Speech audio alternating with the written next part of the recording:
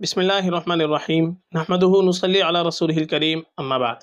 محترم ناظرین کرام، ایک صاحب محمد ثاقب انہوں نے سوال کیا ہے: السلام علیکم مفتی صاحب، حنیز نیم کیسا ہے رکھنے میں اور اس کے میننگ بتا دیں۔ وعلیکم السلام ورحمۃ اللہ وبرکاتہ۔ دیکھیے، یہ لفظ آپ نے پوچھا ہے حنیز، اور اس سے پہلے کمنٹس میں ایک سوال آیا تھا جس کے اندر اس کے بارے میں پوچھا تھا حنیز، کہ حنیز نام کیسا ہے۔ دیکھیے، دونوں ایک ہی لفظ سے بنے ہیں۔ یہ جو آپ نے پوچھا ہے حنیز، یہ عربی زبان کا لفظ ہے، اور عربی زبان کے اندر یہ لفظ آتا ہے بڑے ہا کے ساتھ میں اور آخر میں ذال کے ساتھ میں، حنیز۔ تو قرآن کریم کے اندر بھی یہ لفظ استعمال ہوا ہے، فما لبث ان جاء بعجل حنیز۔ حنیز قرآن کریم کے اندر جو استعمال ہوا ہے، اس کے معنی آتے ہیں بھنا ہوا۔ بعجل حنیز، بھنا ہوا بچڑا، بکری کا بچہ۔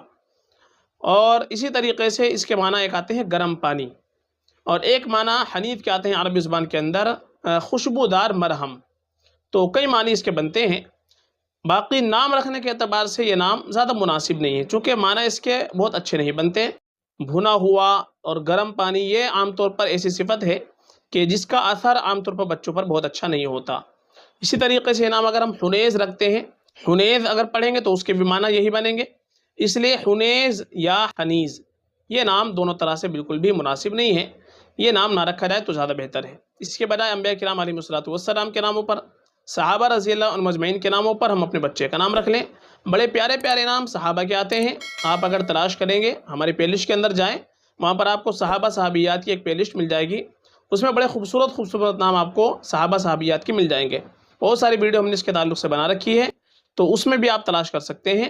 باقی نام رکھنے کے اعتبار سے جو یہ حنیز یا حنیز لفظ ہے، یہ بالکل بھی مناسب نہیں ہے۔ معنی اس کے اتنے اچھے نہیں بنتے جو نام رکھنے کے لیے بہت بہتر ہو۔